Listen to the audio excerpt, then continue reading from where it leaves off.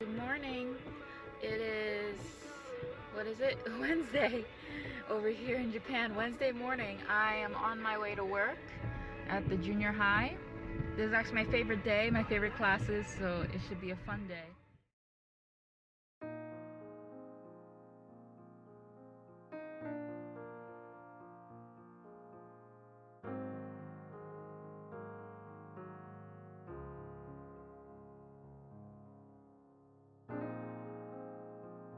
I was correcting some papers and one girl said that I was really, in her words, really gentle.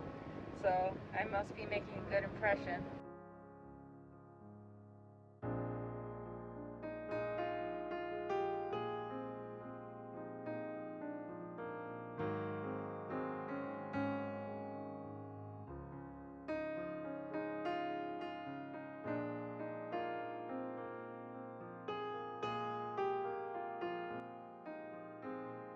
It is my last day with my 6th grade class.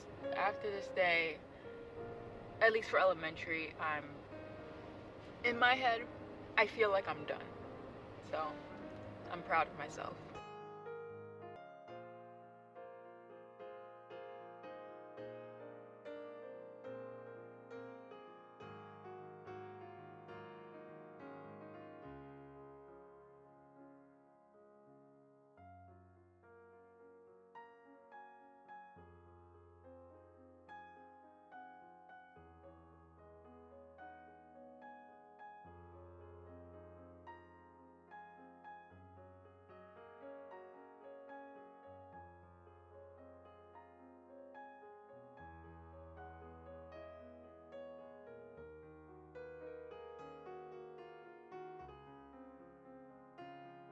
If you've been following my Living in Japan series, then as you can see, we have an entirely different filming location compared to my other videos, which means that things are going to be pretty brand new on my channel. I returned to the United States on March 18, 2021 after spending an entire year in Japan, working as an assistant language teacher / cultural ambassador in elementary and junior high schools. In the future, I intend to go in depth about how I got into these positions, story times about some of the most memorable moments in Japan, and some helpful tips for people who might want to be in my position someday. I'm also considering doing a side series of helping people learn Japanese. So if that sounds like something you'd be interested in, then please let me know in the comments section below. Also, leave a like on my channel and subscribe if you haven't already. I'm a growing channel and I am open to posting all types of content. But as of late, my interests reside mostly in providing guidance on what life is like in living in another country, specifically as an ALT.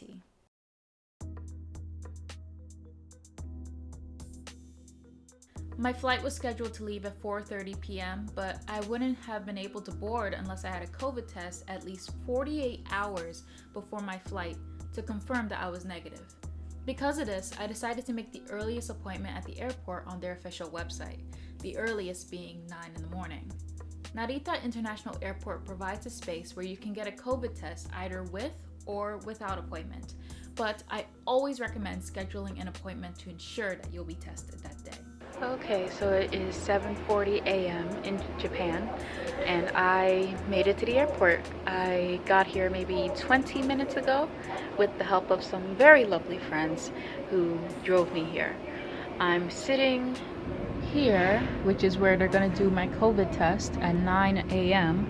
So I'm gonna wait about an hour and several more minutes before that happens. This airport is the quietest I've ever heard. I've seen like maybe 15 people at most, not including the employees, just the people who are flying out. Really not that many.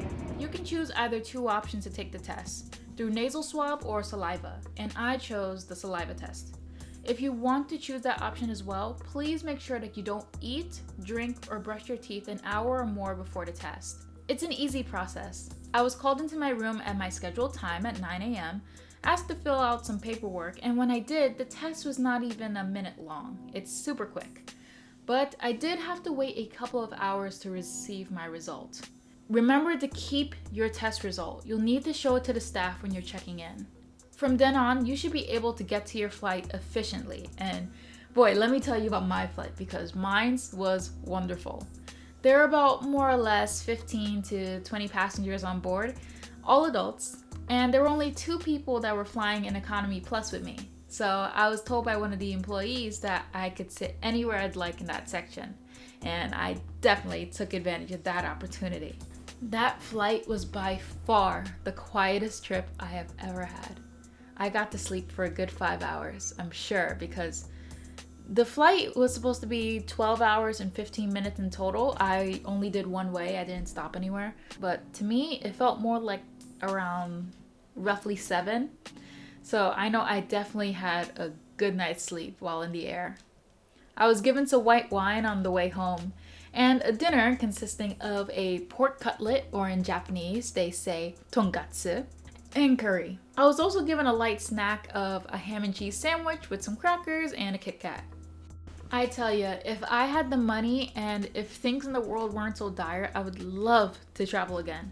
But where to, you might ask? Honestly, I'm not too sure. Japan was the #1 country I wanted to visit in my entire life.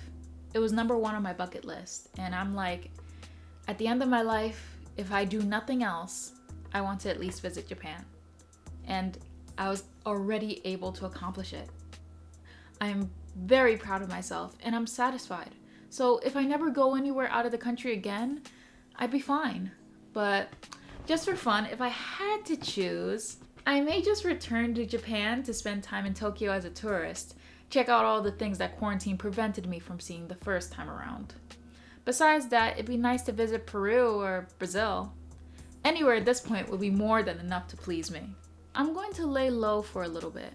I'll still be on YouTube trying to build my channel, but as far as traveling goes, forget about it. Unless it's an emergency, I don't find it too wise to take a trip right away. I'll see how things are by the end of this year.